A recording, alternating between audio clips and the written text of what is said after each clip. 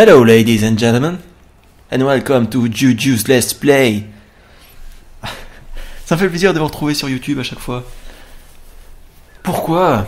Parce que ça me permet de vous montrer de manière évidente quel est le meilleur Let's Play de YouTube est, ou plutôt pas est, mais car tout simplement on a un bon jeu, une bonne source de divertissement et un excellent commentateur, un des plus talentueux dans l'histoire de YouTube finalement.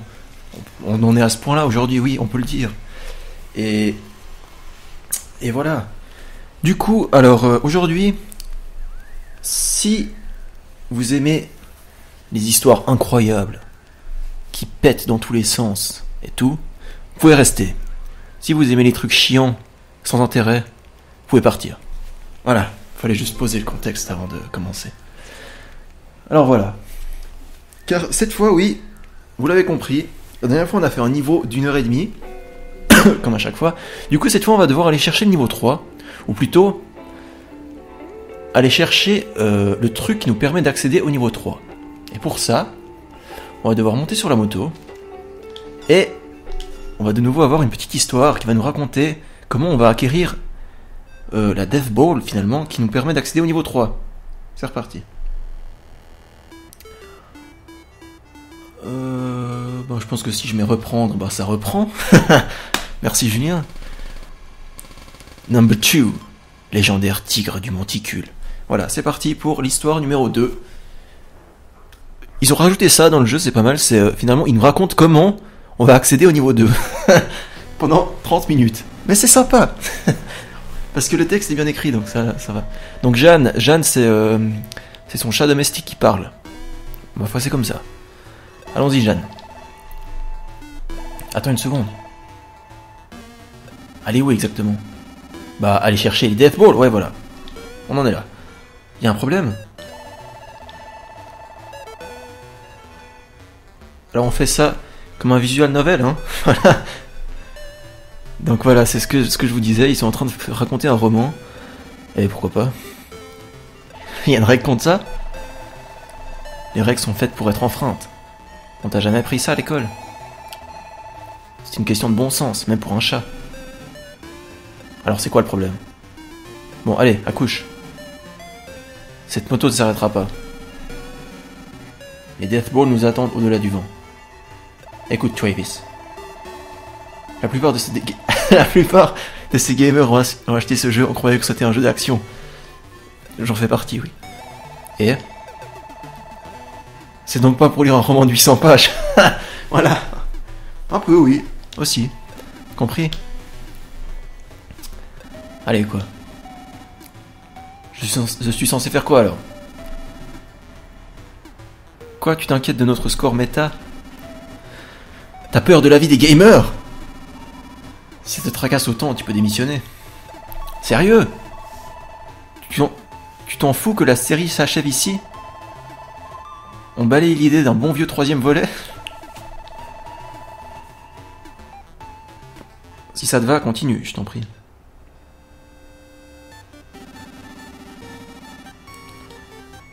Le résumé de Travis Strikes Back. Donc finalement, ils ont décidé de vraiment nous raconter l'histoire.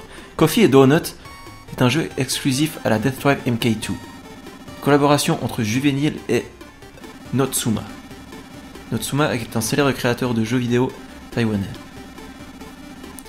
Et Juvenile est une grande fan de ces TRPG. Ils ont commencé le projet après qu'elle lui a envoyé un email. Le plus connu des jeux de Notsuma est la bataille organique éternelle. L'équilibre entre histoire et gameplay y est parfaitement. Une fois terminé, Notsuma envoya son scénario. L'histoire parlait du combat de révolutionnaires contre les politiciens corrompus. Ils utilisèrent leurs intelligences et des tactiques de guérilla pour affronter le gouvernement. En quelques mots, l'histoire de la résistance. Il paraît que l'extraordinaire histoire de Notsuma a fait pleurer Juvenile. Bref, un jour je rencontre un fan ultime de Notsuma. Ouais, il a vraiment la tête du fan. En tant que fan de Notsuma, il a forcément Coffee and Donut. Par contre, il parle vraiment trop. J'ai dû l'écouter jacasser pendant plus de 2 heures. Évidemment, il va nous passer ce dialogue. C'est qu'après que j'ai pu lui parler des Death Ball. Je découvre alors que la chaîne de donuts Texas Bronco avait racheté Coffee & Donut lors d'une vente aux enchères. Je reçois une invitation pour aller à Texas Bronco. On m'introduit dans la chambre du propriétaire. C'est vraiment une chambre luxueuse en tout point de vue. Les riches ont du goût. Tous les meubles sont de chez Cassina. Et il y a un tapis persan. Bref, on porte un toast avec du scotch. Il s'avère que le proprio me connaît. Il aurait vu mes combats dans le tournoi des assassins en vidéo à la carte. Il aurait payé 3 millions par combat.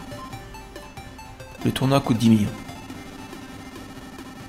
On peut dire que l'association des assassins unis a raflé un sacré pognon. Bref, c'est devenu un de mes fans. Il me sort la Death Ball d'une salle secrète. Je veux que tu réalises le vœu de Batman. Quoi? Comment cet abruti est-il au courant? Apparemment, parce que Batman, je vous rappelle, il veut ressusciter sa fille. Et je vous rappelle aussi que une fois que tu auras récupéré toutes les Death Balls, donc les boules qu'on cherche là, tu pourras faire un vœu. Et Batman veut ressusciter sa fille, mais Travis, je crois qu'il veut faire un vœu pour lui, mais on sait pas vraiment ce que c'est. Apparemment, ça date du temps où Batman jouait pour les Astros. Le proprio est un lanceur célèbre dans le même temps que Batman. Alors j'aime bien franchement qu'il parle comme ça, qu'il fasse plus un dialogue interminable de 500 ans, mais qu'il raconte ce qui s'est passé, c'est mieux comme ça je trouve. Il s'est pété l'épaule après 3 saisons et a pris sa retraite. Il me raconte que Batman était un grand receveur. J'en ai rien à cirer. Il avait un bras démentiel. Pas étonnant avec un swing pareil. Puis le proprio finit par me dire son nom. Nigel McAllister. Le lanceur légendaire. Je suis un énorme fan de lui.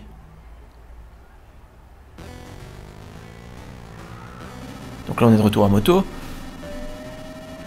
Bref, Jeanne et moi prenons la Death Ball et rentrons chez nous. Allons-y Jeanne. Alors c'était comment? Pas mal. Juste assez de texte. Ton score méta a augmenté de 5 points. Sérieux? Je sais pas. Je vais te tuer. Rentrons Travis. Batman nous attend. Ok. Pas mal. Donc le chat au début a dit essayons de la faire court cette fois, et du coup ils l'ont fait plus court. Ok. Je salue cet effort.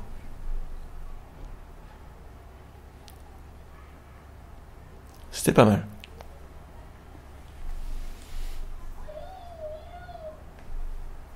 C'était sympa. Voilà, j'ai essayé de combler l'écran noir qu'il y avait là. Un nouvel article a été ajouté aux archives. Tu as obtenu une Death Ball, tu peux nourrir... Sauvegarder, oui. Ok, bah voilà. Vidéo plus courte que prévu cette fois. Puisqu'elle a duré 8 minutes. Mais je crois qu'ils ont fait exprès de faire un truc pire long pour la première fois. Pour pouvoir faire plus court la deuxième fois. Bref. Comme ça fait que 8 minutes, on va faire comme la dernière fois, on va peut-être aller lire ce qu'on vient de recevoir. Mais attends, d'abord j'aimerais voir la tête du nouveau jeu qu'on a reçu. C'est ça. Bon après, il n'y a pas grand chose à voir, c'est vrai, vous me direz. Pourquoi c'est écrit Mild Clear? Parce que genre j'ai fini au niveau moyen?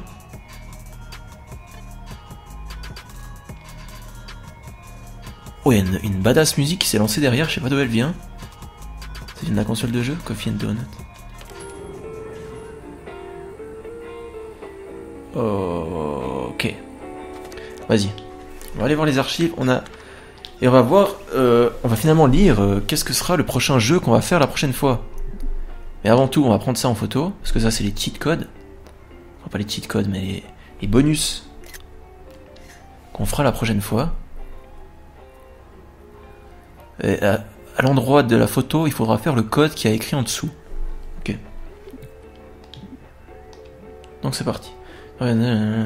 Coffee & Donut. La peur peut t'enchaîner, l'espoir peut te libérer. Un homme contre le gouvernement, l'histoire allaitante d'une revanche impossible.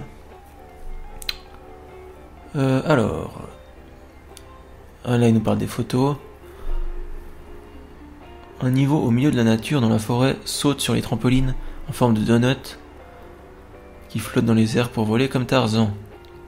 Ulvarian te massacrera avec un super coup de poing spécial, super pouvoir, il t'enverra valdinguer jusqu'aux confins de l'univers. Ok. Un roi transformé en robot et son pilote, le prince aveugle.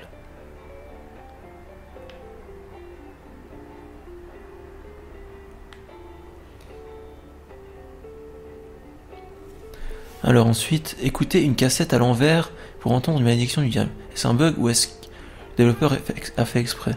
Tu dois entendre ça de tes propres oreilles. Débrouille-toi pour te rendre à l'endroit de la photo et essaye immédiatement d'écouter la cassette de la console de la Death Drive à l'envers. Tu entendras une version un peu spéciale du répondeur de Sylvia. Après la rumeur, c'est plutôt sympa. Avec un peu de chance, tu pourras même entendre le message de quelques enfants. Pour ça, essayer. Quoi? Mais il y avait ça dans les niveaux d'avant?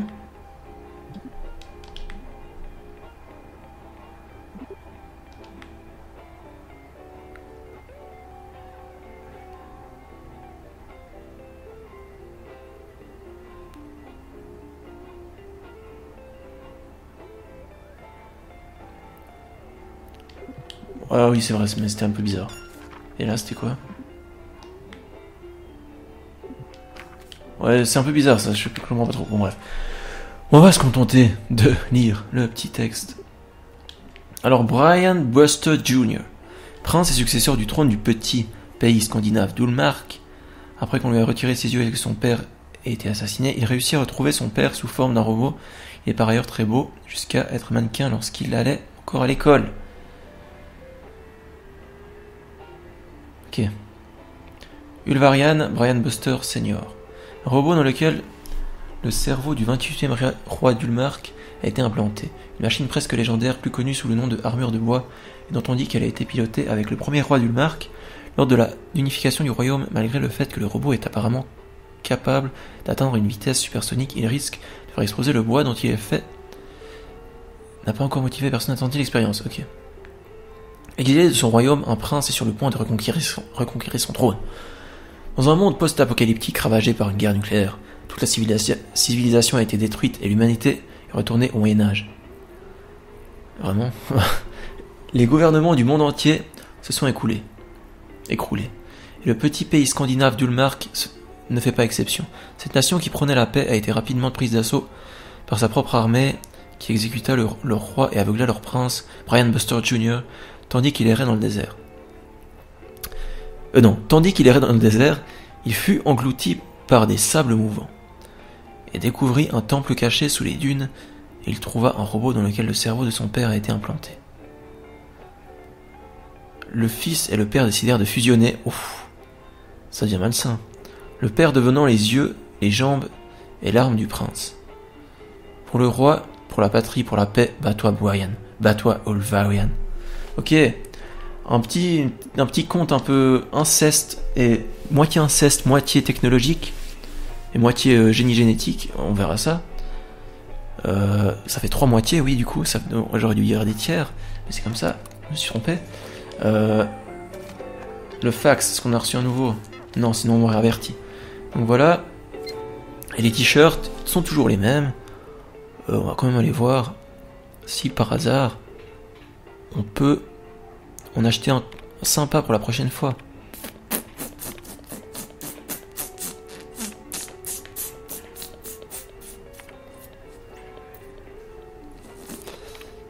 On va acheter celui de Super Heart.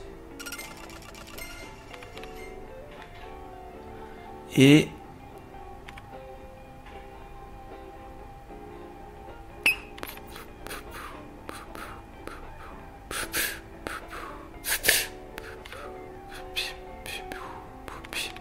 celui-là, un petit peu Rasta là, celui du Haz Rasta. Vas-y, achète celui-là. Et puis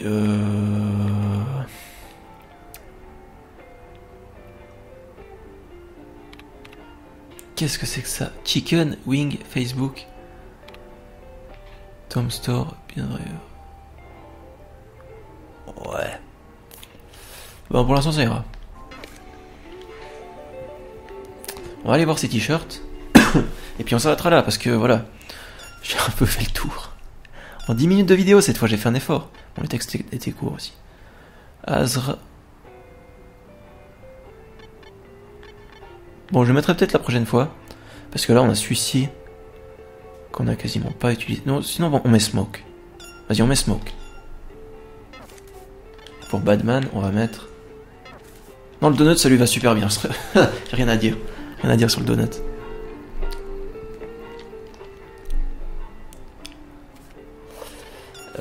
Sauvegarder. Et puis voilà. Donc j'espère que ça vous a plu. Ils ont fait un effort sur l'écriture cette fois. Non, franchement, l'écriture dans le sens le texte, j'ai rien à dire.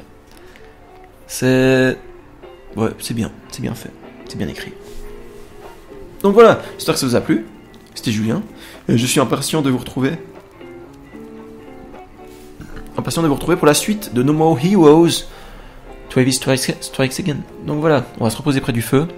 Parce qu'on est un peu dans Dark Souls, ça aussi. Non, je rigole. Bref, je vais m'arrêter là. Et je vous dis salut, et à la prochaine. Ciao.